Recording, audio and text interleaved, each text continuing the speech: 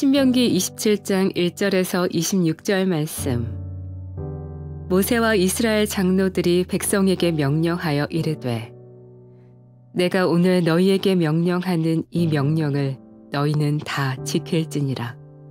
너희가 요단을 건너 내 하나님 여호와께서 내게 주시는 땅에 들어가는 날에 큰 돌들을 세우고 석회를 바르라. 요단을 건넌 후에 이 율법의 모든 말씀을 그 위에 기록하라.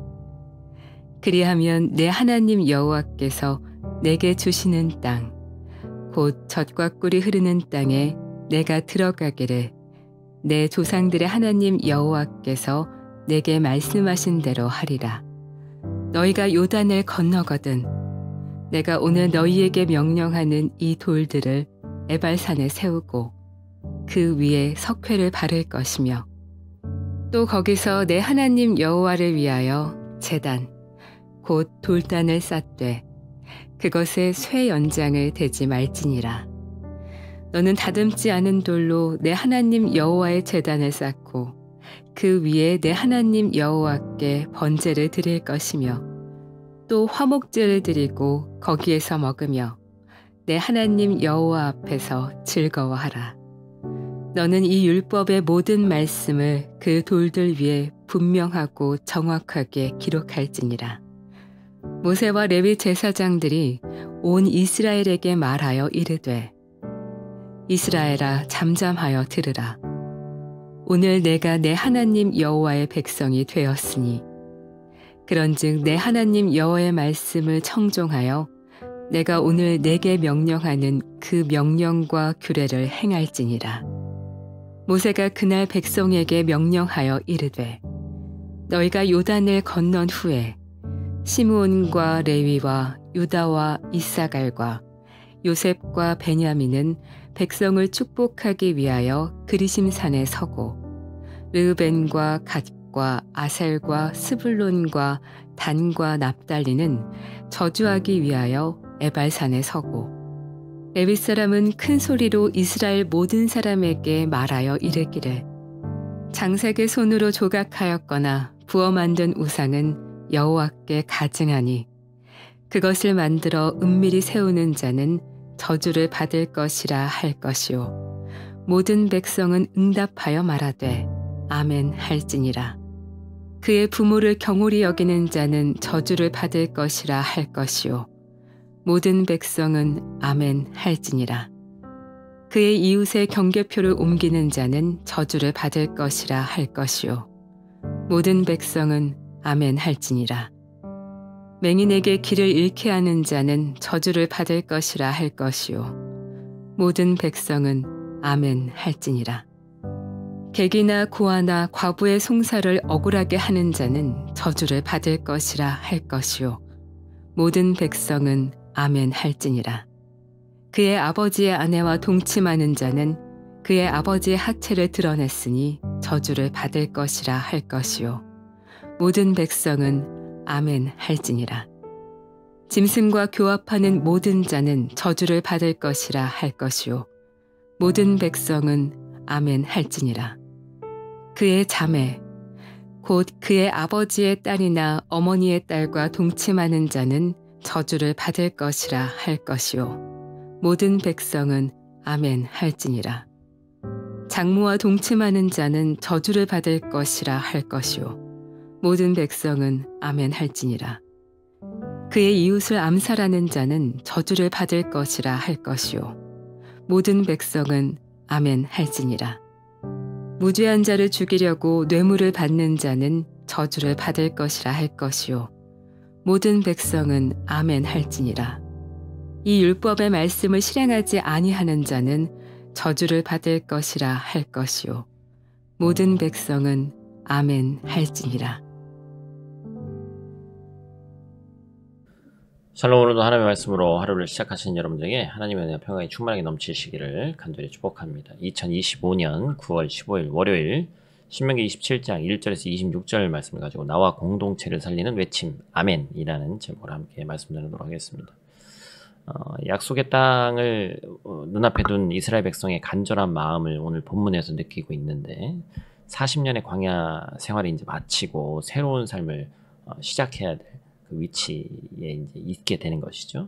그런데 하나님께서 그들에게 가장 먼저 그리고 가장 중요한 일을 하라고 명령하고 계신 것입니다. 그것은 바로 새로운 시작을 위해서 과거의 언약을 갱신하고 미래의 삶을 규정하는 거룩한 예식에 참여해라. 그래서 이제 우리가 앞에서도 봤습니다만 그리심산과 에발산 사이에 서서 언약을 갱신하는 모습을 우리가 보게 되는 것이죠. 우리의 신앙은 결코 나 홀로의 신앙이 아니죠. 교회라는 공동체 안에서 함께 말씀을 순종하며 서로를 돌아볼 때에 우리는 하나님이 약속하신 온전한 축복을 경험할 수 있게 됩니다. 오늘 말씀을 통해서 우리의 신앙 공동체가 또한 내가 말씀 위에 굳건하게 서는 지혜를 얻게 되기를 간절히 축복합니다.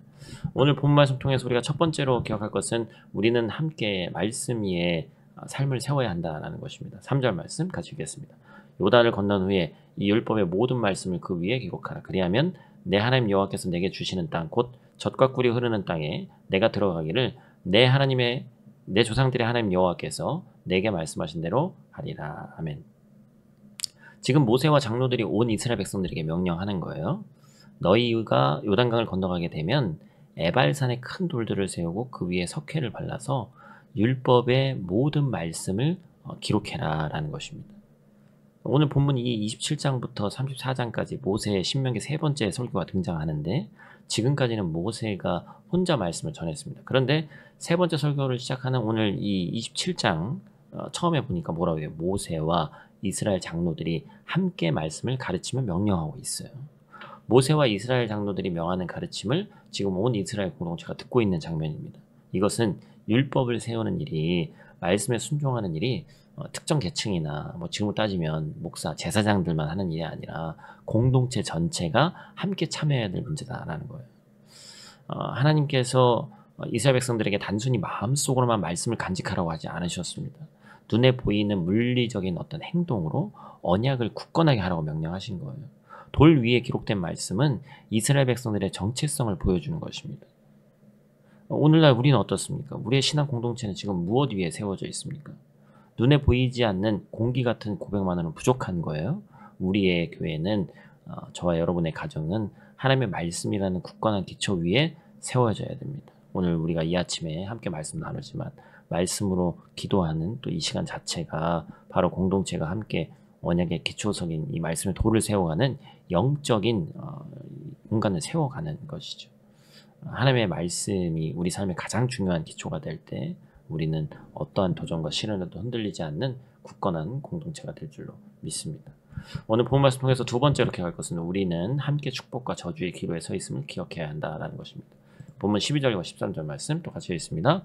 너희가 요단을 건넌 후에 시몬과 레위와 유다와 이사갈과 요셉과 베냐민은 백성을 축복하기 위해 그리심산에 서고 르우벤과 갓과 아셀과 스불론과 단과 납달리는 저주하기 위해서 에발산에 서고. 아멘.